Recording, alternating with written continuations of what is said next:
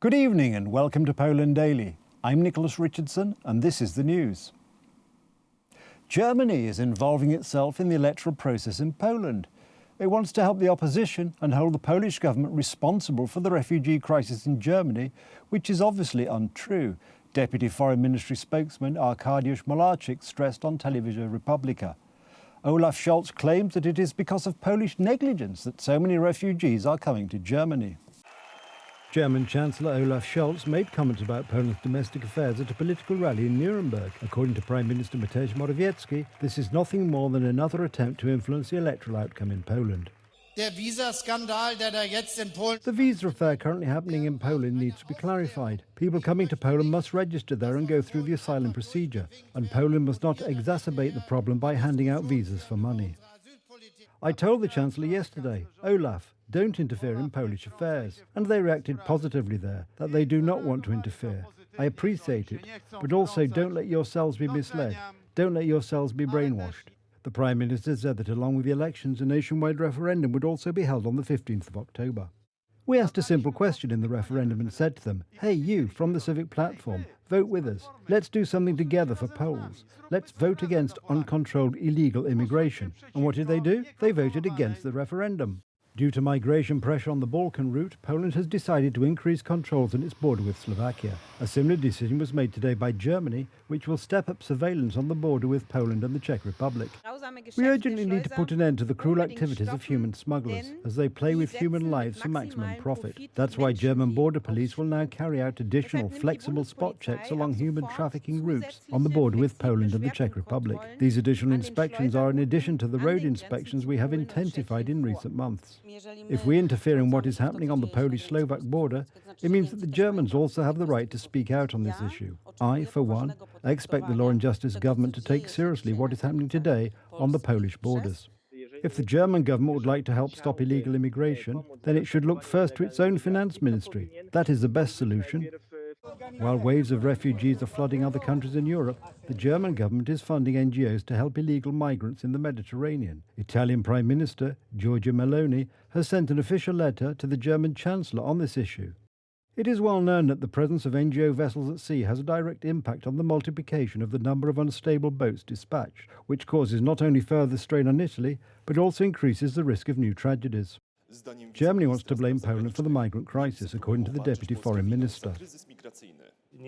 Germany is getting involved in the electoral process in Poland. It wants to help the opposition and it wants to accuse Poland that the Polish government is to blame for the refugee crisis in Germany, because today there is a great wave of outrage and opposition in Germany to Merkel and Scholz's open-door policy. According to unofficial information, Poland is also considering implementing controls on its border with Germany.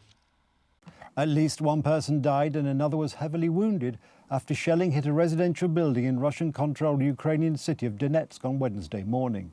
Meanwhile, speaking in his nightly video address, Ukrainian President Volodymyr Zelensky said that sanctions on Russia were not sufficient to halt its aggression and vowed new Ukrainian action against the terrorist state. The shell hit a residential building in the city's western district.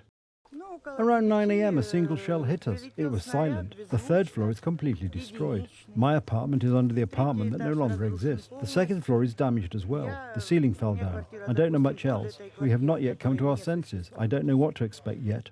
A married couple with children lived in the apartment on the third floor that was hit by the shell.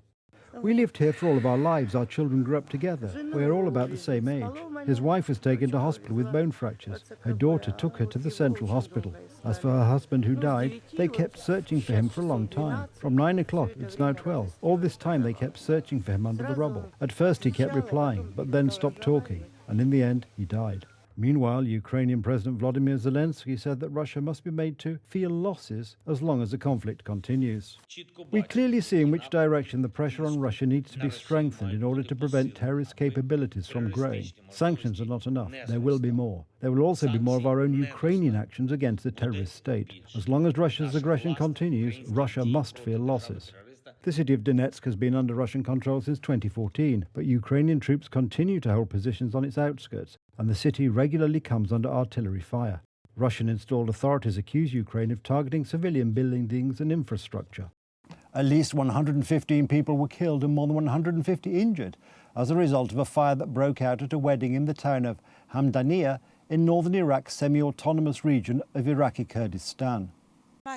My mother-in-law was stuck in the restroom. She didn't come out. We are looking for her, but we haven't found anything, neither in the morgue nor amongst those who were burned or anywhere else.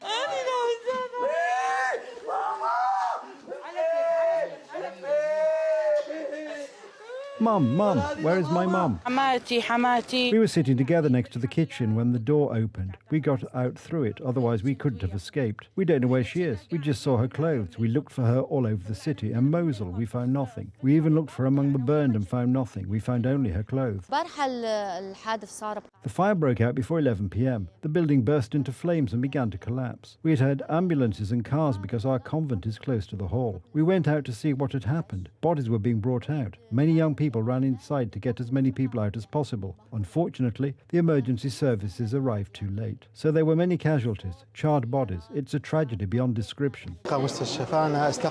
We admitted people to our hospital with severe burns as a result of the fire in Hamdaniyah, about 20 people in total. We immediately performed the necessary operations and provided them with first aid. 9 people in critical condition were taken to the intensive care unit at the Al Jumhuri Hospital. My nephew's wife, Ravan, and her children, Charbel and Ghazal, all 3 of them, we can't find them. We've been looking in hospitals all over Mosul, and we can't find them. They told us to go to Erbil. We called there, and they couldn't find them either. They had an invitation to the wedding. They were there. She was there with her husband. Her husband grabbed one child and ran out, and she didn't make it. People were falling over and trampling each other.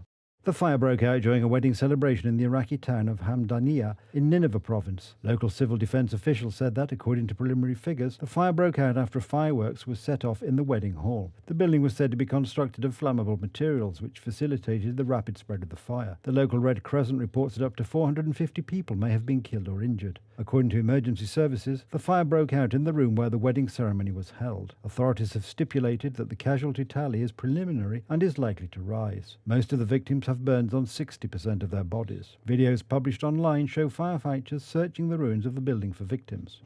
According to Health Ministry officials, a young couple also died in the fire. Poland has applied to host the 2036 Olympic Games. Polish President Andrzej Duda announced in Zakopane. By then, the central transport port will be ready, and by 2033 at the latest, there will be 8,000 kilometres of expressways and highways throughout Poland. The President said that Poland already has a sizable sports facilities and accommodation base. It is our ambition and intention to start efforts to organise the Summer Olympic Games in 2036 in our country. Ladies and gentlemen, someone will say, oh dear, it will not be until 13 years from now. Someone will say, oh dear, it's in 13 years. I will say yes. The development of our country has been taking place recently, especially very dynamically. We surpassed exactly yesterday, through the opening of the S11 route section between Koszalin and Bobolica, 5,000 kilometres of expressways and highways in Poland. According to the government's plans for the development of the national road network in Poland, which have been approved, adopted, and are being implemented at the moment, by 2033 at the latest, because the plan is generally until 2030, there should be 8,000 kilometres of these highways and expressways in our country. This will in fact be very substantial for the size of our country, already a network of connections that will enable efficient and safe movement between the most important centres. That's the news. Thank you for watching. Stay with us for the weather, Poland Daily Business and more programmes. But from me, it's have a good night and a better tomorrow.